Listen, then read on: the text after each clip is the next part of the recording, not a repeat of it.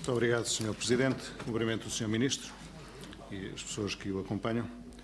Neste processo de definição da Estratégia Portugal 2030, podemos dizer que há duas frentes de trabalho bem distintas, a frente externa e a frente interna. Relativamente à frente externa, começo por registrar a grande consonância que existe entre o Governo português e o PSD, no que toca ao objetivo comum, já muito falado, de se manter no próximo quadro financeiro plurianual, em geral, e na PAC em particular, pelo menos o mesmo volume de financiamento. Nessa ambição, o Governo conta com o empenho do PSD para se falar a uma só voz na Europa. Claro que sabemos as dificuldades com que o país se depara nesta negociação, os constrangimentos são bem conhecidos de todos. E em relação à negociação em curso da PAC pós-2020, partilhamos também muitos outros objetivos que o Sr. Ministro já aqui elencou. Há, de facto, algum consenso alargado neste domínio. Destaco a não aceitação, a não concordância com o princípio do cofinanciamento do primeiro pilar, a manutenção dos dois pilares nos mesmos moldes, grosso modo, que aqui também referiu.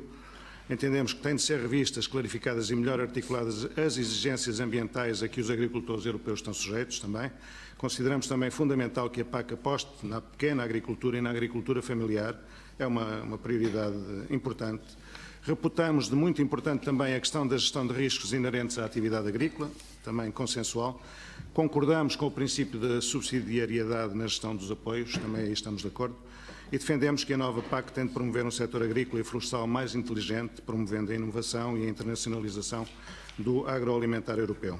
E, por outro lado, esperamos que Portugal seja firme na exigência de uma maior equidade entre os países nos apoios, como há pouco referia. Não é de facto aceitável que o valor médio dos pagamentos por hectare a Portugal ronde os 200 euros, a média seja 270 euros. O Sr. Ministro comprometeu-se já, definiu como meta anular metade dessa diferença, o que significa que a nossa média, está escrito isso, Sr. Ministro, significa que essa média para Portugal passará, esse valor passará para os 230, 235 euros. Logo veremos o que o Governo consegue, estamos expectantes.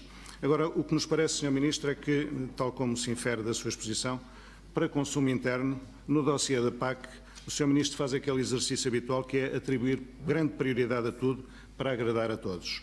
Ora, atribuir grande prioridade a tudo é não atribuir prioridade nenhuma. E é nessa perspectiva que o PSD entende que nesta negociação há 3 áreas apenas que se devem destacar em relação às outras e que devem ser verdadeiras bandeiras nacionais e grandes prioridades, essa sim. Para o PSD a primeira, deve ser dada total prioridade à criação de instrumentos e mecanismos que permitam aumentar o poder negocial dos produtores agrícolas face à grande distribuição. Os agricultores não podem continuar a ser os parentes pobres da cadeia alimentar. Têm de se encontrar respostas eficazes a nível europeu, e destaco a nível europeu, para que a atual situação em que o elo mais fraco da cadeia de valor do setor alimentar, que são os agricultores, vejam os seus rendimentos diminuir consideravelmente ano após ano. O PSD considera este ponto crucial no âmbito desta negociação.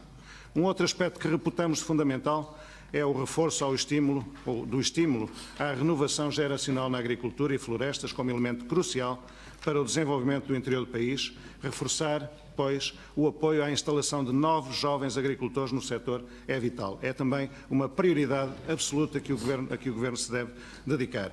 Por último, consideramos determinante manter as dotações, pelo menos as dotações na componente de desenvolvimento rural e de investimento, pois o dinamismo dos agricultores, dos empresários agrícolas, demonstra bem essa exigência e essa bandeira que o Governo deve agarrar.